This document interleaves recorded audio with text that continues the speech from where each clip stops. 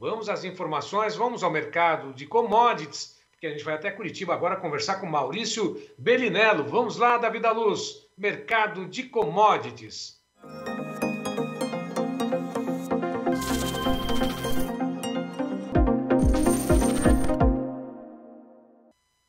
Maurício, boa tarde, como vai? Tudo bem? E você, boa tarde. Esse silêncio não foi nenhum corte, nenhuma censura, né? Foi rapidinho, né? O Davi da Luz lá só apertando os botões ali, né? Ficou no silêncio, gerou aquela expectativa, será? Será que é comigo? Será que é pessoal?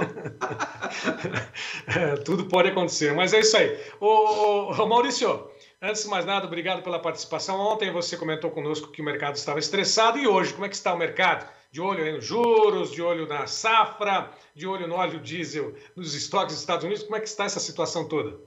Aquilo que eu tinha comentado ontem, que eu tinha uma impressão, está iniciando, né, Braga? Soja, trigo, o milho em menor proporção, mas estão voltando a subir, né? Hoje a soja já veio acima de 14 dólares de novo, né? O trigo já indo acima de 8 dólares e 50, mas é um movimento lento que deve se arrastar ao longo das próximas semanas, né? Como a China, que é um dos principais compradores do mundo, nessa semana vai tomar a decisão mais importante dos próximos 5, que é a decisão do primeiro-ministro, né? O mercado está realmente em compasso de espera, Braga. No mercado acionário está bem volátil, fica para cima e para baixo, sempre em torno do zero, né? Algumas empresas que são muito relevantes caindo forte, Tesla mesmo caindo 7% hoje, porque veio com resultados bem ruins no trimestre, mas é isso. Eu, honestamente falando, não vejo nenhum grande desdobramento no mercado de valores até o final de novembro, sendo muito sincero, quando acabarem as eleições nos Estados Unidos, Braga. Então, hoje, assim como ontem, o mercado na ponta dos dedos, aqui commodities agrícolas que são mais ligadas a fundamentos, cada vez mais focadas em preços, né, em consolidação de condições, né? Mas é o que eu acho mesmo, soja e trigo principalmente mais fortes para cima, o milho no mercado internacional mais para cima também. Agora, o detalhe é que o milho no mercado interno, que é a referência B3, está bem fraco, né? É bom lembrar que o milho Chicago diz respeito a mercados internacionais, exportação, e o milho B3 é ligado geralmente ao mercado interno brasileiro. Então a referência do mercado interno está bem fraquinha, viu, Braga? Então, inclusive, vamos dar uma pincelada, Davi da Luz, colocar na tela rapidinho o mercado em tempo real, só para que a gente faça uma contextualização, mostrar o que o mercado de Chicago tem nesse momento. Soja em alta, 13,91,88, milho sobe a 6 dólares 84,38, 0,94 de alta, trigo 1,26 de alta, 8 dólares 51,60, café cai, como nós falamos agora, cai também o açúcar, o algodão recua, o petróleo ligeira alta, 85 dólares mais 0,65 de alta. O ouro a 1.636 dólares 95, tem alta de 0,17%. O dólar, Davi, dólar e índice Bovespa, o dólar agora recua um pouco, 1%, R$ 5,21,75, 5,21,81, nessa faixa de 1% de queda nesse momento. E o índice Bovespa, ações negociadas lá na Bolsa de Valores de São Paulo, na B3, alta de 0,32 a 116.645 pontos. Você falava que o mercado hoje está mais focado nos fundamentos do que nos movimentos técnicos, é isso? Isso, Braga. Desculpe, Braga, estava mudo aqui. Isso mesmo, Braga. Não me parece nada muito relevante do ponto de vista de estruturas de mercado, ou seja, ontem meio que igual a hoje, um pouquinho mais de volatilidade. No caso das commodities, não. E até comentando que o Clésio está me perguntando sobre o café, eu estou bastante pessimista com o café nesse momento, viu? O café nesse momento em 1,90, pronto para perder 1,90, porque como a chuva veio bem no sul de Minas ali, né? A pressão para a próxima safra, agora é a época da florada do café, né? Como veio chuva mesmo, a chance de uma safra enorme no ano que vem de café, o que deve normalizar ou pelo menos reduzir os problemas de estoque no mercado. Vou ser bem sincero que eu estou até assustado com a intensidade da queda do café, Braga. O café veio de 2,20, 2,30 a libra-peso para agora quase abaixo de 1,90 em pouco mais de 10 dias. Então, é algo bastante incomum de se ver. Agora, quem pôde, travou, quem não conseguiu ainda dá tempo ou não? Dá, sempre dá, né? Mas não é exatamente o melhor momento, mas não. Eu tenho só um cliente cafeicultor, né? Que da região do sul de Minas também ali. A gente montou defesas quando o contrato março, que é o contrato principal que a gente usa, pelo menos da nossa referência lá, estava perto de 2,30. Nesse momento está 1,85. Então, o momento ideal, como a gente sempre fala, é quando está no topo. Quando ninguém quer proteger, normalmente é uma boa hora de você pelo menos tentar.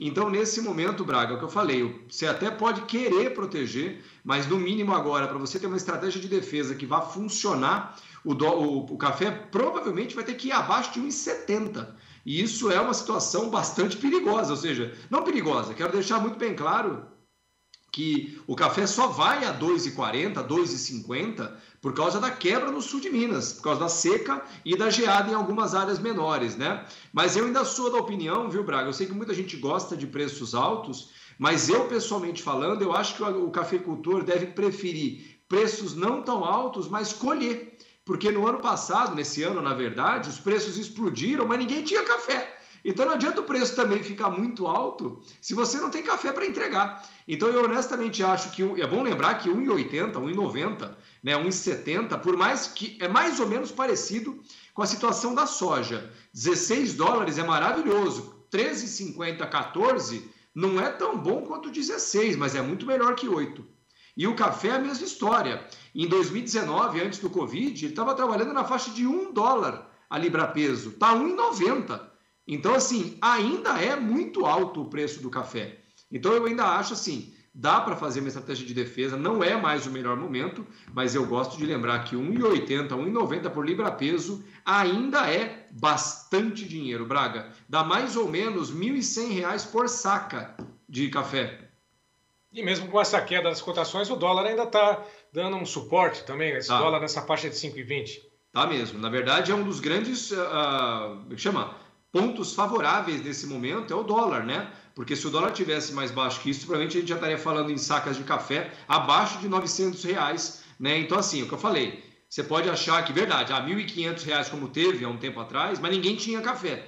Agora, com sacas em torno de R$900, R$1.000, imagina se você vem com uma produção cheia, conseguindo travar café a R$1.000 a saca. Ruim não é, né?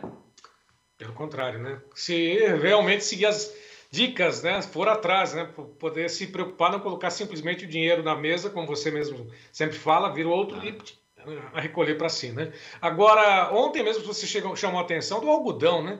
O algodão está num patamar muito preocupante. Tá caindo muito forte, assim, ele veio de 150, 160 ali, né? $1,60, desculpe, né? Que é a unidade da libra, peso lá deles lá. E agora, literalmente, tipo, eu falo brincando que parece jaca podre caindo da árvore. Você não fica embaixo, não, porque tá caindo e não para de cair. É uma coisa inacreditável quanto o algodão está caindo forte. E assim, tem muito a ver mesmo com a desaceleração da economia, somada ao petróleo, né? Porque o café tem... Desculpa, o algodão tem correlação com o petróleo, porque como ele compete com as fibras sintéticas, que são feitas de petróleo, como o petróleo veio de 130 para $85, ele também sofre aumento de concorrência. Então, é assim, tenho visto isso agora e, por enquanto, eu vou ser bem sincero, não vejo parada para o algodão por enquanto, Braga. É uma situação complicada também para o algodão. Agora, falando ainda sobre combustíveis, você alertou, João Batista, a respeito dos estoques de óleo diesel nos Estados Unidos. O que isso interfere na composição dos preços e, lógico, na oferta global do diesel? É uma situação muito alarmante nos Estados Unidos e que tem sido pouco divulgada, Braga. Os Estados Unidos têm, não só os Estados Unidos, a China também tem, o Japão também tem, o que eles chamam de reservas estratégicas de combustíveis. São reservas mesmo dentro do país, não necessariamente estatais, pode ser na mão da iniciativa privada, onde eles guardam petróleo, gás natural, gasolina, diesel e querosene de aviação. E esses grandes estoques, eles existem para reduzir a volatilidade de preços. Ou seja, em média, os combustíveis, eles têm reserva. Se hoje, na média do tempo, os Estados Unidos fechassem todas as fronteiras e parassem de produzir combustíveis, eles teriam reservas, na média, para 35 a 40 dias de combustíveis. Portanto, 40 dias eles não precisariam produzir nada, nem importar nada. Nesse momento, as reservas dentro dos Estados Unidos chegaram ao menor nível desde o início de 2008. Eles têm combustíveis para 25 dias. E isso está sendo executado primeiro por um grave erro no sistema, como é que chama? No dimensionamento dos sistemas de refino americanos, por causa de políticas de ESG e tudo mais, mas principalmente porque o Biden, nesse momento, está no meio de uma ação eleitoreira para conter o preço dos combustíveis dentro do mercado americano. Ele está vendendo as reservas estratégicas para que você tenha menos pressão sobre os combustíveis. O problema é que se agora a recessão não vier ou ela atrasar um pouco, a hora que essas reservas chegarem perto de 20 dias, o governo americano vai ter que ir ao mercado e comprar gasolina e diesel no mercado aberto, que a gente chama, o que pode pressionar ainda mais os preços para cima dos combustíveis. E a isso some-se para o Brasil um outro problema.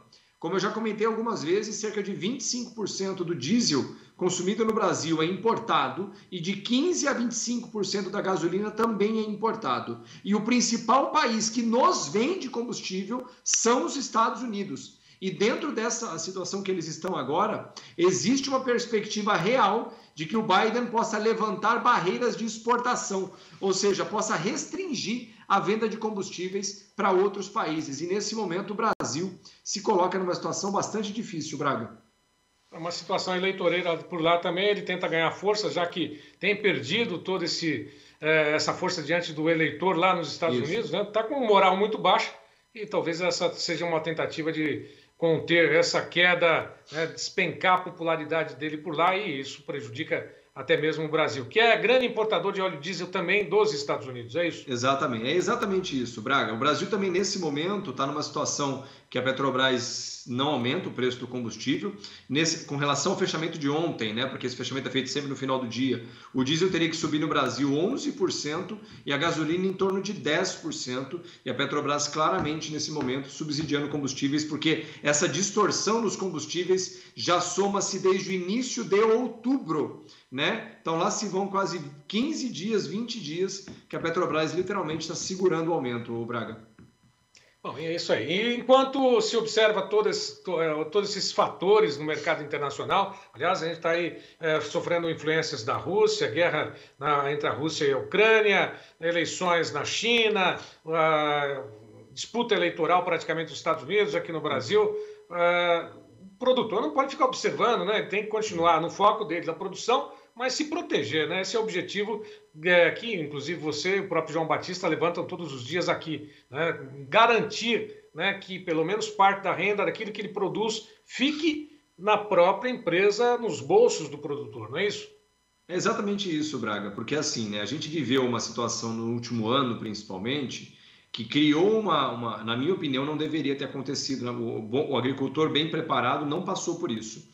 Mas eu vejo na cabeça de muitos agricultores, criou-se um gatilho de que os preços que a gente viu entre o meio de 2021 e o meio de 2022 seriam um novo normal, que é aquilo que a gente falou, soja $16 com dólar a 5,70, o milho nos Estados Unidos trabalhando em $9 o bushel, o trigo a mesma história. E aí muita gente cria a coragem, né? Opa! Estou vendendo soja a R$200 a saca, milho a 90, 95, né? E isso cria uma perspectiva de que isso vai durar para sempre. Só que é muito bom lembrar que essa situação que a gente viveu em 2021 e 2022 foi uma situação fora do gráfico, causadas por problemas enormes que vêm desde o início do Covid. Mas isso eventualmente iria ser ajustado e já começou, né? O dólar provavelmente não vai ficar nesse patamar que ele está tão breve a recessão passe. A soja e o milho e o trigo, a hora que entrar a safra agora de 2023, do hemisfério sul, Brasil, Argentina, Paraguai, deve normalizar os estoques, pelo menos é a perspectiva. Portanto, preços nos níveis que a gente está agora são cada vez mais improváveis de serem sustentados. Então o agricultor precisa olhar para isso, precisa,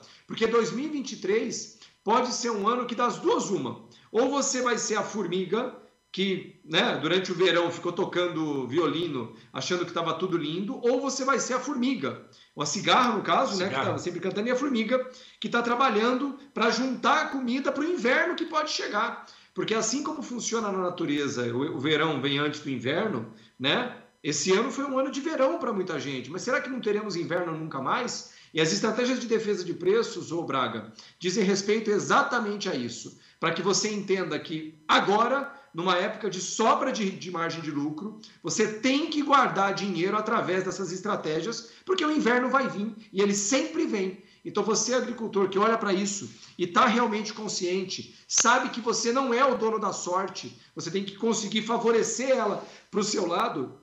Não perde tempo, vai entender isso, porque, de novo, talvez no ano que vem as notícias não sejam mais tão boas, mas para aqueles que estão sempre se preparando, como diz o outro, pode não ser o melhor dos verões, ou provavelmente, pelo menos, brigar por um inverno mais brando. E é isso que a gente ensina no curso de introdução às estratégias de defesa, às commodities agrícolas, né? O João Batista Olive me convidou para construir um curso a 4 mãos. Estamos indo para a 9ª turma, que vai abrir inscrições provavelmente no começo de novembro, já na semana que vem, na outra, né? Então você não perde tempo, é a última turma de 2022. Em 2023 não temos nem prazo para acontecer uma próxima turma, e é isso. As safras estão vindo, e você vai ficar onde está ou finalmente vai chacoalhar e começar uma mudança da porteira para fora, ô Braga? Chacoalha aí, não fica parado não. Vamos lá. 019 98907 8047 é o telefone, na verdade é o WhatsApp. Ninguém vai atendê-la. O Jefferson vai anotar todas as mensagens que chegarem por lá, depois ele passa todos os detalhes e informações. Não tem ninguém lá. Manda um recado, deixa um recado, suas informações, seu telefone de contato, né? E é lógico que o Jefferson vai entrar em contato, dar todos os detalhes para a formação da 9ª turma, última do ano de 2022. Né? Não se sabe quando outra vai ser formada, junto com Maurício Belinello e o João Batista Olive, nessa empreitada para poder tentar libertar o produtor, esclarecer e fazer com que todo mundo possa ter e manter renda, né? Antes de mais nada, né? Ter no bolso, né? Não deixar no bolso dos outros, não. Maurício, abraço para você, até amanhã. Até amanhã, Braga. Tenham todos uma ótima tarde.